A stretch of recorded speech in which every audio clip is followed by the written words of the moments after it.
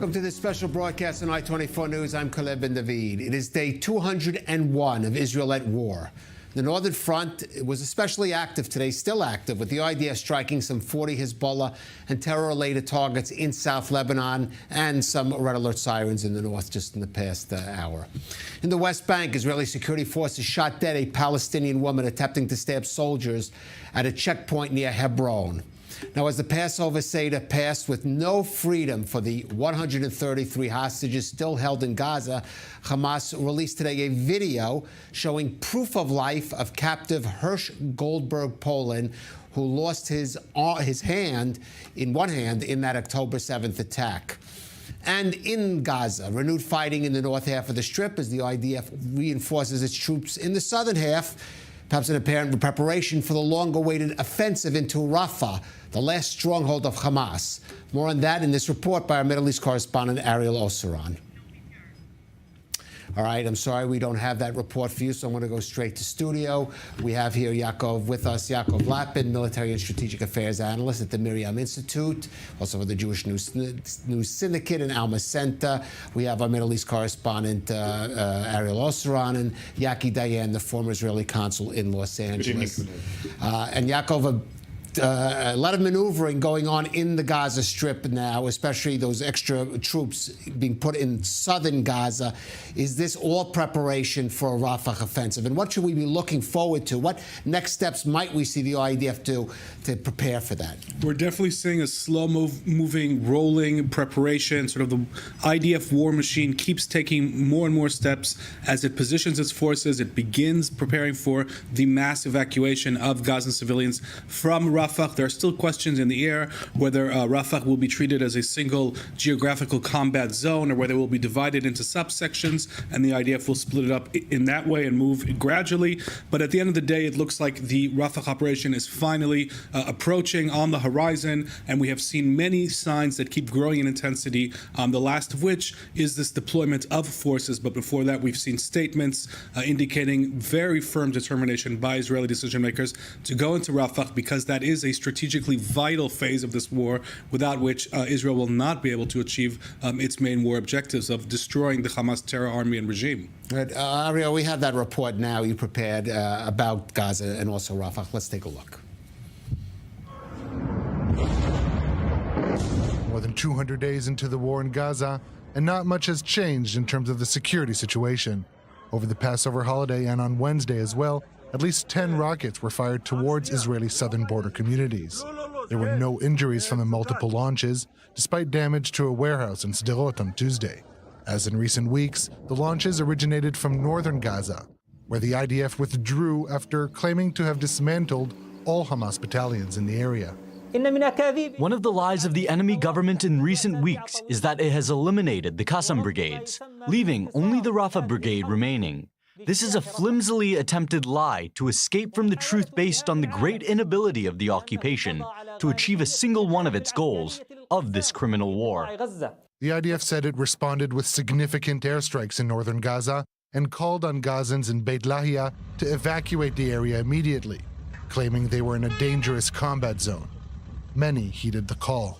Meanwhile, a senior Hamas official told the London-based Qatari El Arabi Al-Jadid newspaper that Hamas leader in Gaza, Yahya Sinwar, continues to command the forces and even exited the tunnels where he was hiding to patrol the battle zones above ground. The senior official said Hamas was willing to release 40 Israeli hostages as talks in Qatar on a ceasefire and hostage release deal remain in standstill. Right now, there is nothing on the docket.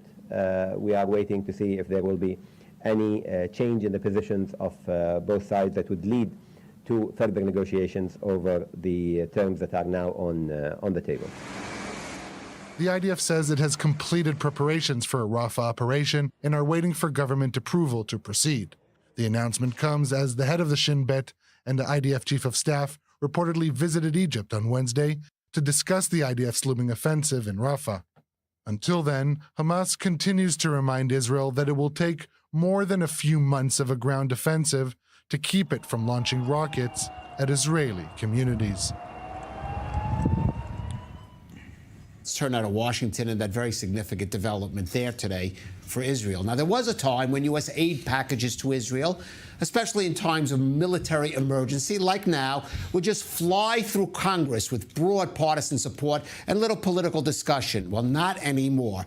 President Biden finally signed off this afternoon on a $95 billion aid bill, $26 billion of that going to Israel after months of delay. That's after it got linked to partisan bickering over Ukraine. More on that in this report from Shai Yakir. On this vote, the yeas are 79, the nays are 18. The motion to concur in the House amendment to the Senate amendment to H.R. 815 is agreed to. It took nearly 6 months, but on Tuesday, the U.S. Senate finally approved a $95 billion aid package for Ukraine, Israel, and Taiwan. Today, the Senate sends a unified message to the entire world. America will always defend democracy in its hour of need. President Biden could not hide his relief. The need is urgent for Ukraine facing unremitting bombardment from Russia, for Israel, which just faced an unprecedented attack from Iran, for refugees and those impacted by conflicts and natural disasters around the world, including Gaza, Sudan, and Haiti. Out of the $95 billion, $26.4 will be sent to Israel and the Middle East. Some $15 billion from the aid package are for actual military aid to Israel. $4 billion for the Iron Dome system and the David Sling anti-missile defense, and another $1.2 billion to be transferred to the Magen Or system, which is not yet operational, but is designed to intercept rockets and missiles using lasers. The money intended for Israel also includes $4.4 billion to replenish the stock of defensive items, as well as $3.5 billion to purchase advanced weapon systems. Another part of the package, $2.4 billion, is designated for the activities of the U.S. military in the Middle East. $9.2 billion are for, quote, humanitarian aid around the world, including for the residents of the Gaza Strip. The money will be used for food, shelter, and, quote, basic services. Will the aid package help resolve the war in Gaza at a faster pace, or help the Ukrainian army to defeat the Russian offensive? We'll know the answer in the near future. Get it done. Right, just note that you can break down that figure, the $26 billion, to determine which is going directly for Israel's military and which to sort of ancillary efforts. But even so, at any rate, how important, how crucial is it, Yaakov, for that aid to be approved now? It's absolutely critical, and I think that the main reason is actually not Gaza, but Lebanon, Hezbollah, and possibly Iran. Israel needs to continue enlarging its weapons stockpile to make sure that it can fight for months and never again be caught flat-footed as it was at the beginning of this war. For that purpose, it's absolutely critical. Israel should import as many weapons and munitions that the United States is willing to ship it and enlarge that stockpile. At the same time, I think Israel has to strategically learn from what happened at the beginning of this war and also during some of the middle of this war, when the United States was hinting that there would be some kind of withdrawal of this support if certain or conditioning, and that reliance has proven to be far too large, far too damaging, I think, for Israeli independent decision making. And Israel has got to start thinking about diversifying its weapons stockpile sources. Some of that is going to happen and is already happening through enlarged domestic production, which is very, very expensive, and some of that can happen through importing from other places. But I think the diversification has to be a long-term goal, while obviously receiving these vital weapons, which will possibly be necessary for a northern war against Hezbollah. All right. Now, as I said, I'll come to you in a minute, Yaki, but let's take a listen. That would be tremendous difficult, what Yaki Well, you'll pick up on that. But first, I do want you to watch this comment by President Biden, who saw just a couple hours ago actually signed off on the aid package in the White House, and he had this comment to make. Let's take a listen. My commitment to Israel, I want to make clear again, is ironclad. The security of Israel is critical. It will always make sure that Israel has what it needs to defend itself against Iran and terrorists it supports.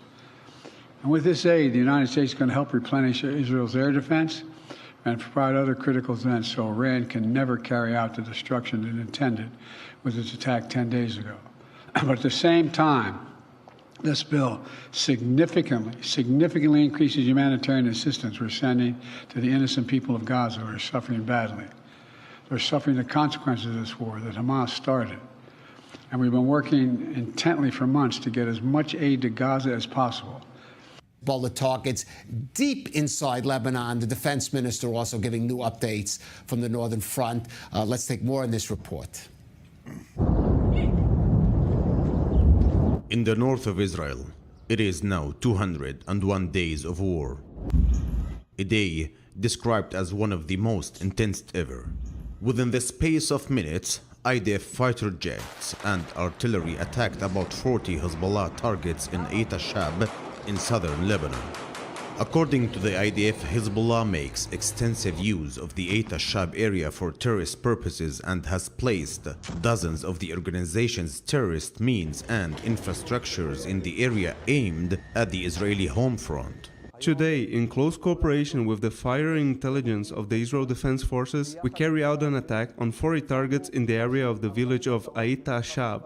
This attack exceptionally damaged the Hezbollah organization and its capabilities.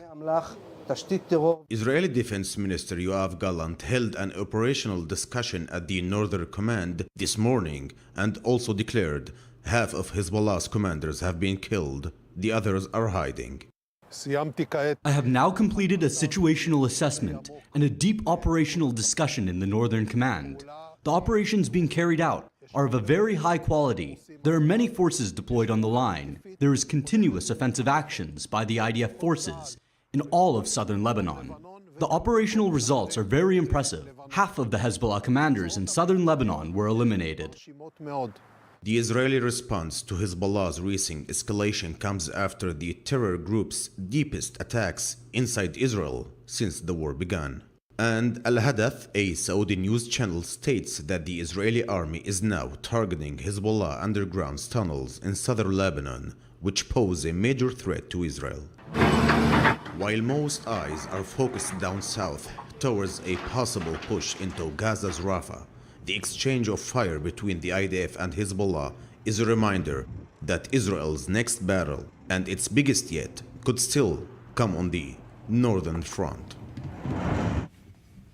I should mention that's Nasri Nasser reporting.